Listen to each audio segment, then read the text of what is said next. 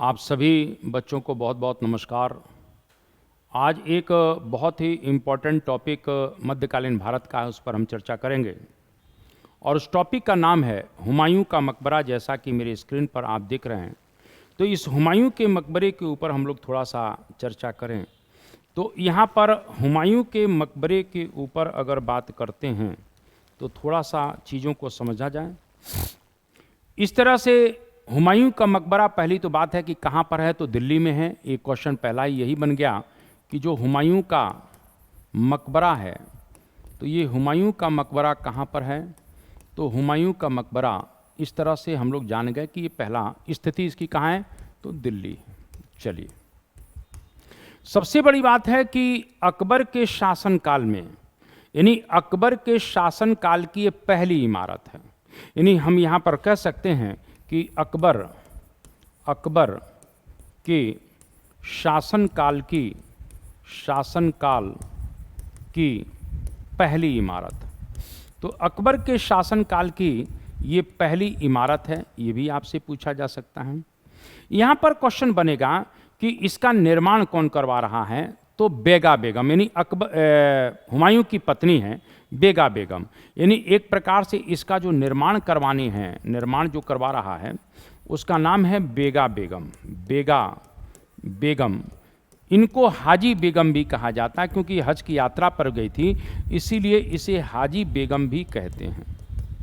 ये कौन है? ये हुमायूं की पत्नी है। इस बात को थोड़ा सा ध्यान रखिएगा, ये हुमायूं की पत्नी है। क्लियर हो गया? तो इसका निर्माण कहीं न कहीं बेगा बेगम यानी हाजी बेगम करवाती हैं। स्वाभाविक रूप से इसका जो वास्तुकार था, स्थापत्यकार है, उसका नाम है मीरक मिर्जा ग्यास, जो फारस का है।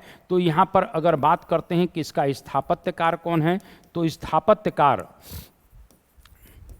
उसका नाम है मीरक मिर्जा ग्यास। मीरक मिर्जा ग्यास, ये थोड़ा सा ध्यान रखिएगा। ये वास्तुकार हैं और ये फारस का है। कहाँ का है? ये फारस का रहने वाला है। ये भी प्रश्न आपसे बिल्कुल सर पूछा जा सकता है। इस मकबरे के विषय में और इम्पोर्टेंट बात है कि इसे ताजमहल का पूर्वगामी या ताजमहल का जन्मदाता भी कहा जाता है। यानी इस मकबरे की बात करें, हुमायूं के मकबरे की, तो इसे ताजमहल का पूर्वगामी या यूं कहें ताजमहल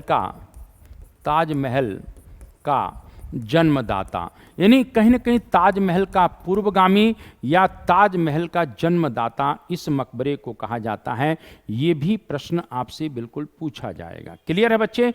यहाँ पर एक और क्वेश्चन बनेगा कि इस मकबरे को एक वफादार बीबी की महबूबाना पेशकश भी कहा जाता है। यानी इस मकबरे को एक वफादार बीबी की महबूबाना पेशकश, क्या कहते हैं? महबूबाना पेशकश भी कहा जाता है।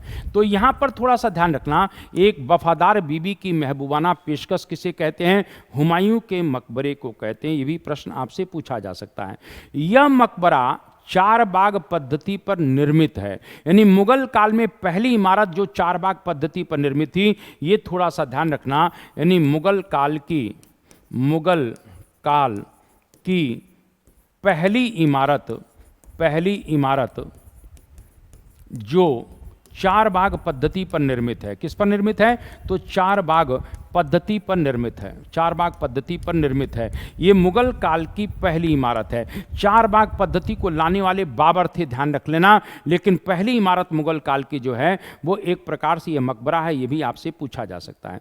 पहली इमारत है जो चार दीवारी से घिरी हुई है। यानी कुल मिला के यह मकबरा, यानी एक प्रकार से देखना, यह पहली इमारत है, या यूं कह सकते हैं मकबरे के बारे में कह रहे हैं कि ये चार दीवारी से घिरी हुई है। यानी एक प्रकार से ये पहली इमारत है कुल मिला के मुगल काल की, जो कहीं न कहीं चार दीवारी से घिरी हुई है। ये भी आपसे पूछा जा सकता है। दोहरी गुंबद वाला यह पहला मकबरा है। यानी कहीं न कहीं मुगल काल की बात हो रही है। इस बात को थोड़ा सा ध्यान रखना। कहीं न कहीं ये क्वेश्चन आपसे पूछा जा सकता है कि मुगल काल में दोहरी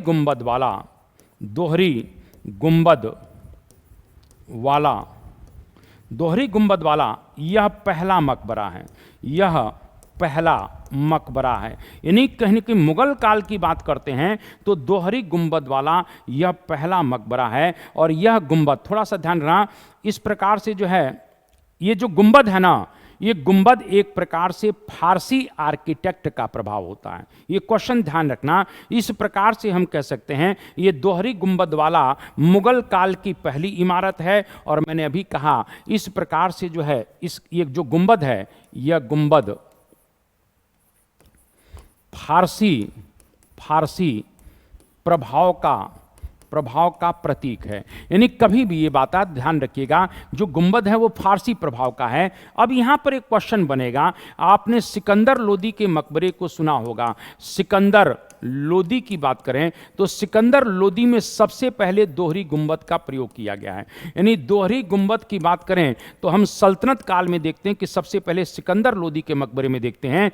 यही सिकंदर लोदी का मकबरा आगे बढ़ेगा तो हम हुमायूं के मकबरे में भी देखते हैं। तो हुमायूं के मकबरे में भी इस प्रकार से देखें तो ये कहीं ना कहीं दोहरी गुंबद यहाँ पर भी प्रयोग हो रहा है। यानी हम कह सकते हैं दोहरी गुंबद का यहाँ भी प्रयोग हो रहा है। यानी एक प्रकार से ये यहाँ से यहाँ प्रभावित होता है। और अगर थोड़ा सा हम चले जाते हैं तो यहाँ ताजमहल चले जाते हैं तो ताजमहल में भी एक प्रकार से दोहरी गुंबद का प्रयोग हो रहा है। दोहरी गुंबद का प्रयोग हो रहा है। एक तरीके से देखा जाए तो सिकंदर लोदी के मकबरे से कहीं हुमायूं का मकबरा प्रभावित है और हुमायूं के मकबरे से एक प्रकार से ताजमहल प्रभावित है। इस रूप में भी इसको जाना और समझा जा सकता है। इस बात को थोड़ा सा ध्यान रखिएगा। संपूर्ण जो मकबरा है और कहीं ना कहीं ये जो गुंबद बना है हुमायूं के मकबरे में, इसकी तुलना समरकंद में बने तैमूर के मकबरे से की जाती है। यानी ये जो कुल मिला के कहीं कि हुमायूं के मकबरे में जो गुंबद बना है, हुमायूं के मकबरे में जो गुंबद है, जो दोहरा गुंबद है, तो यहाँ पर एक बात आती है, ये थोड़ा सा ध्यान रखना कि इस गुंबद को देखने के पश्चात कहते हैं कि इस पर फारसी प्रभाव है और इसकी तुलना समरकंद में बने तैमूर के मकबरे से की जाती है। तो गुंबद, इसकी तुलना समरकंद यानी उज्बेकिस्तान, समरकंद में बने तैमूर के मकबरे से की जाती है। ये भी थोड़ा सा ध्यान रखना। ये भी प्रश्न आपसे बिल्कुल पूछा जा सकता है। इसके बाद अगर हम और आगे बढ़ जाते हैं तो ये पूरा का पूरा मकबरा एक प्रकार से लाल बलुए पत्थर का बना है तथा गुंबद जो है, ऊपर का जो गुंबद है वो सफ़ेद संगमरमर का बना है। यानी यह मकबरा इस प्रकार से जो है ध्यान रख लेना, लाल बलुए पत्थर से बना है। किससे बना है? लाल बलुए पत्थर से बना है। जबकि कहीं न कहीं गुंबद जो है, जबकि जो इसका गुंबद है, ये गुंबद जो है एक प्रकार से ध्यान रखना सफ़ेद संगमरमर का है। तो जो कहीं न कहीं गुंबद है वो सफ़ेद संगमरमर का बना हुआ है, जबकि कहीं न कहीं पूरी इमारत लाल बलुए पत्थर की बनी हुई है। ये भी प्रश्न आपसे सर बिल्कुल पूछा जा सकता है। ठीक है ना। अब आ जाते हैं 1857 को जब विद्रोह हुआ तो 1857 के विद्रोह के समय में यह मकबरा याद आ जाता है। 1857 के विद्रोह के समय यहाँ पर कौन है? तो 1857 के विद्रोह के समय में मिर्जा गालिब के साथ उस समय के सम्राट जो थे बहादुर शाह जफर, यानी एक प्रकार से जब 1857 का कुल मिला के रिवोल्ट असफल हो जाता है तो इस तरह से ये दोनों भाग कर कहाँ गए थे? हुमायूं के मकबरे में गए थे। मिर्जा गालिब के साथ बहादुर शाह जफर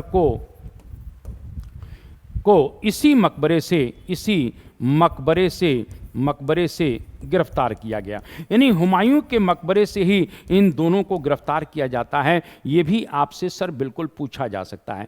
इस मकबरे में 5 मुगल बादशाह, इस बात को ध्यान रख लेना अगर यहाँ पर बात आता है तो इस मकबरे में 5 मुगल बादशाह